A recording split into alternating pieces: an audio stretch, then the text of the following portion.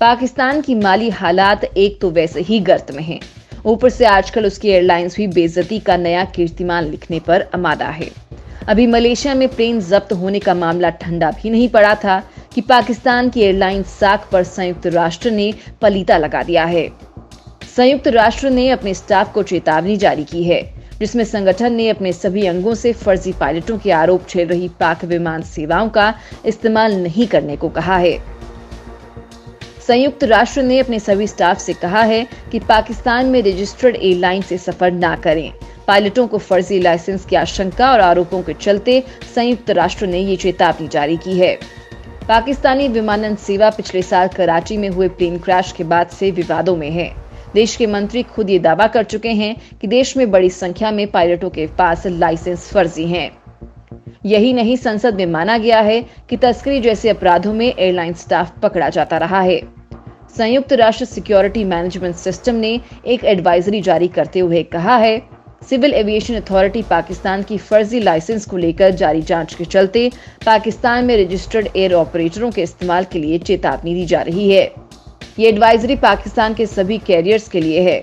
वहीं संयुक्त राष्ट्र के सभी एजेंसियों, यूएन डेवलपमेंट प्रोग्राम, विश्व स्वास्थ्य संगठन, यूएन शरणार्थी उच्चायोग, खाद्य एवं कृषि संगठन, यूएन शिक्षा, विज्ञान और सांस्कृतिक संगठन आदि सभी पर ये लागू होगा।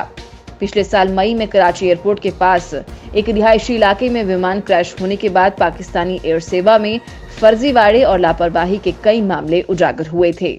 यहाँ तक कि देश के उड्डयन मंत्री सरवर खान ने कुछ समय पहले आरोप लगाया था कि पीआईए के करीब 40% पायलट फर्जी होते हैं। यही नहीं, इमरान खान की पार्टी की प्रवक्ता ने कहा है कि ये बात भी सबको पता है कि पीआईए स्टाफ पहले कई तस्करी में पकड़ा जाता रहा है। फिर से दी गई थी विमान उड़ाने की इजाजत। कराची क्रैश के बाद सरवर खान ने कहा था कि पिछले साल एक जांच में पता चला है कि पाकिस्तान के 860 एक्टिव पायलट्स में से 262 पायलट्स के पास या तो फर्जी लाइसेंस थे या उन्होंने अपने एग्जाम में चीटिंग की थी।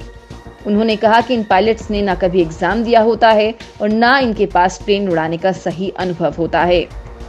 पाकिस्तान की लापरवाही तब उजागर हो गई थी जब निलंबित किए गए पाकिस्तान इंटरनेशनल एयरलाइंस के 141 पायलटों में से 110 को फिर से विमान उड़ाने की इजाजत दे दी गई थी।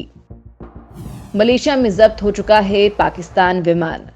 मलेशिया में पैसे नहीं चुकाने के चलते पाकिस्तान के विमान को जब्त कर लिया गया था, लेकिन अब पट्टे की रकम चुकाई गई है।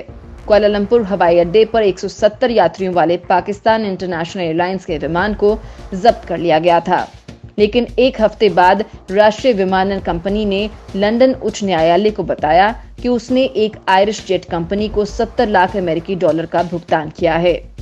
विमानों के पट्टे की रकम का भुगतान नहीं करने से संबंधित मामले में स्थानीय अदालत के आदेश के बाद मलेशिया अधिकारियों ने विमान को जब्त कर लिया था।